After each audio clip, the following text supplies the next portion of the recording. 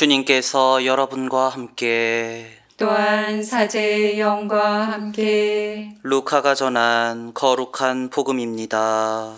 주님 영광 받으소서. 그때 군중이 점점 더 모여들자 예수님께서 말씀하기 시작하셨다. 이 세대는 악한 세대다. 이 세대가 표징을 요구하지만 요나 예언자의 표징밖에는 어떠한 표징도 받지 못할 것이다. 요나가 니네베 사람들에게 표징이 된 것처럼 사람의 아들도 이 세대 사람들에게 그러할 것이다. 심판 때 남방 여왕이 이 세대 사람들과 함께 되살아나 이 세대 사람들을 단죄할 것이다. 그 여왕이 솔로몬의 지혜를 들으려고 땅끝에서 왔기 때문이다. 그러나 보라, 솔로몬보다 더 큰 이가 여기에 있다. 심판 때 니네베 사람들이 이 세대와 함께 다시 살아나 이 세대를 단죄할 것이다. 그들이 요나의 설교를 듣고 회개하였기 때문이다.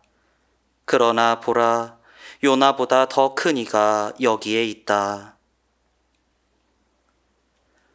주님의 말씀입니다. 그리스도님 찬미합니다. 찬미 예수님. 찬미 예수님. 독서와 복음에서 공통되게 등장하고 있는 인물이 있으니 그는 바로 요나입니다. 주님의 말씀이 요나에게 내렸죠. 일어나 저 큰 성읍 니네베로 가서 내가 너에게 이르는 말을 그 성읍에 외쳐라.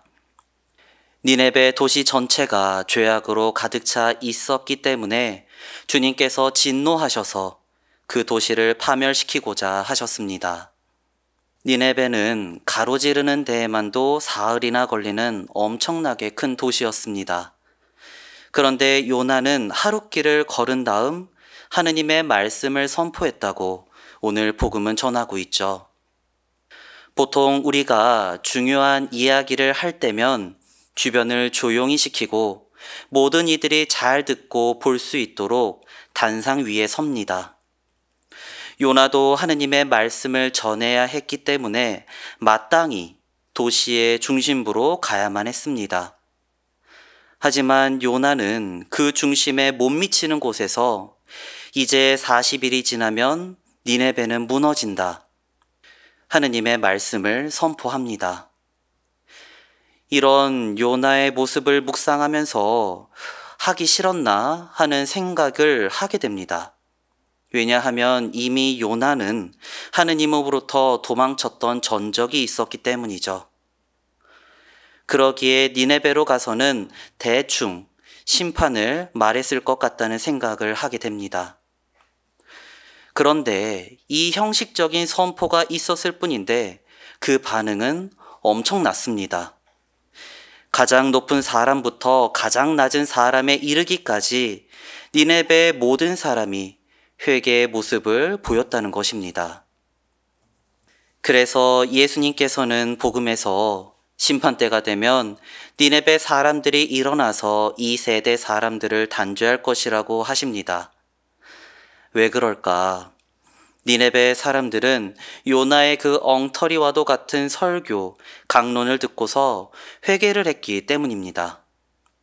그런데 이스라엘 사람들은 요나보다 더 크니 메시아이신 예수님께서 직접 오셔서 말씀하시지만 들은 척도 하지 않았으니 심판받을 만한 것이겠죠.